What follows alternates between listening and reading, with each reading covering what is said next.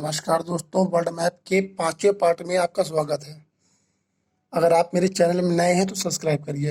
तो world map के मैंने 4 पार्ट बता दिए हैं, 5वां पार्ट आज बताने वाला हूँ। किस कॉन्टिनेंट में कितने देश हैं। तो बात कर लेते हैं सबसे पहले उत्तरी अमेरिका की। इसे नॉर्थ अमेरिका बोलते हैं।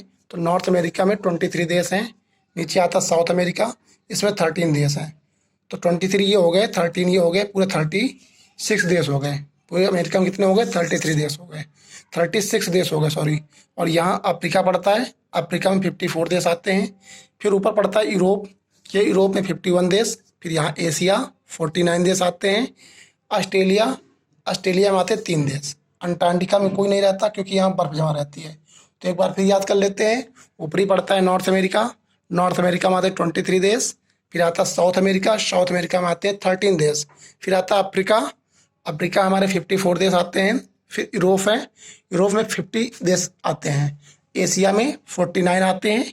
ऑस्ट्रेलिया में आते हैं कितने? ऑस्ट्रेलिया हमारे 3 आते हैं। और अंटार्कटिका हमारा बर्फ से जमा रहता है, इसलिए यहाँ कोई नहीं रहता है। तो सबसे पहले बात करते हैं ऑस्ट्रेलिया की, क्योंकि यहाँ पर केवल 3 देश ही पाए जाते हैं और 3 देश ही है। तो 3 देश की बात कर लेते हैं। ऑस्ट्रेलिया कॉन्टिनेंट में सबसे पहला देश कौन सा है? ऑस्ट्रेलिया कॉन्टिनेंट में जो सबसे पहला देश है वो ऑस्ट्रेलिया है। और दूसरा यहाँ देश जो पड़ता है वो इंडोनेशिया पड़ता है। इंडोनेशिया पड़ता है। तीसरा जो पड़ता है यहाँ पर पापुआ न्यू गिनी। तो 3 देश आपको याद हो गए होंगे ऑस्ट्रेलिया कॉन्टिनेंट के। नंबर 1 कौन सा है? ऑस्ट्रेलिया। दूसरा कौन सा है? इंडोनेशिया। इंडोनेशिया आपको ये दिख रहा होगा। तीसरा कौन सा आता है? Papua New Guinea. ये जो आपको सर्कल दिख रहा है ये पापुआ न्यू गिनी का है। इंडोनेशिया आपका ये है। अब मैंने 3 देश बता दिए हैं, तो इसमें एक आता है ट्रांस कॉन्टिनेंटल देश। ट्रांस कॉन्टिनेंटल देश कौन से होते हैं? ऐसे देश जो 2 कॉन्टिनेंट में अपना सीमा साझा करते हैं, वो होते हैं ट्रांस कॉन्टिनेंटल देश। मतलब कहने का मतलब जो देश जो 2 कॉन्टिनेंट में आते हैं उसे ट्रांस कॉन्टिनेंटल देश कहते हैं। ट्रांस कॉन्टिनेंटल देश कहते हैं। तो पहला क्या आ गया? इंडोनेशिया। इंडोनेशिया ये ट्रांस कॉन्टिनेंटल देश है।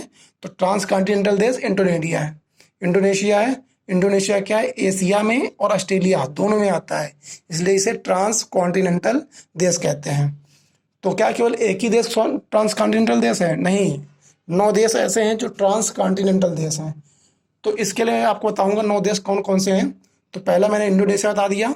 दूसरा यहाँ पर पड़ता है अफ्रीका और यूरोप के बीच में, ये पड़ जाता है यहाँ पर इजिप्ट। ये सोज नहर दिख रही है, ये इजिप्ट ही है। तो इजिप्ट जिसे मिस्र भी कहते हैं। अब क्या हुआ था, इसकी थोड़ी स्टोरी है। यूरोप में क्या हुआ था, वास्को डी गामा जब व्यापार करने के लिए भारत आए थे, यूरोपी पुर्तगालीज, तो ये व्यापार करने इस रास्ते से उत्तरी अटलांटिक महासागर से होते हुए नीचे इस रास्ते से दक्षिणी अटलांटिक महासागर, और वास्को डी गामा यहाँ केप ऑफ टाउन पहुंचा। इससे होते हुए फिर इंडिया आ जाता था व्यापार करने। तो ये रास्ता वाकई में बहुत बड़ा हो जाता था, बहुत लंबा हो जाता था, और इनको दूसरे रास्ते के बारे में पता नहीं था। फिर क्या हुआ, यूरोप वालों को पता चला यहाँ मिस्र है, और मिस्र से एक रास्ता अगर यहाँ बना दिया जाए तो ये लाल सागर से जुड़ जाएगा, और यहाँ पड़ता भूमध्य सागर। तो यहाँ से यूरोप आने का जो रास्ता होगा बहुत छोटा पड़ जाएगा। तो यूरोप ने क्या किया, इन्होंने इनसे कहा भाई यहाँ पर सोज नहर बना दीजिए। तो यहाँ पर क्या हुई, सोज नहर बन गई। तो क्या होता है, क्वेश्चन से बहुत अच्छा आता है कि भूमध्य सागर और लाल सागर को जोड़ने वाली नहर का नाम बताओ। तो देखो ये भूमध्य सागर हो गया, ये लाल सागर हो गया, और यहाँ नहर कौन सी है? सोज नहर। तो भूमध्य सागर और लाल सागर को जोड़ने वाली नहर कौन सी है? सोज नहर।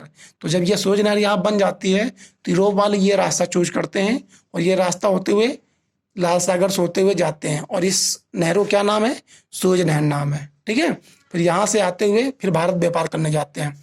बताया जाता है कि 7,000 से 8,000 के आसपास किलोमीटर इनकी दूरी कम हो जाती है। मतलब यहाँ तो जाते हैं तो यहाँ से इनकी जो दूरी हो जाती है ना सोज नहर से आते समय, वो 7,000 से 8,000 किलोमीटर तक कम पड़ जाती है।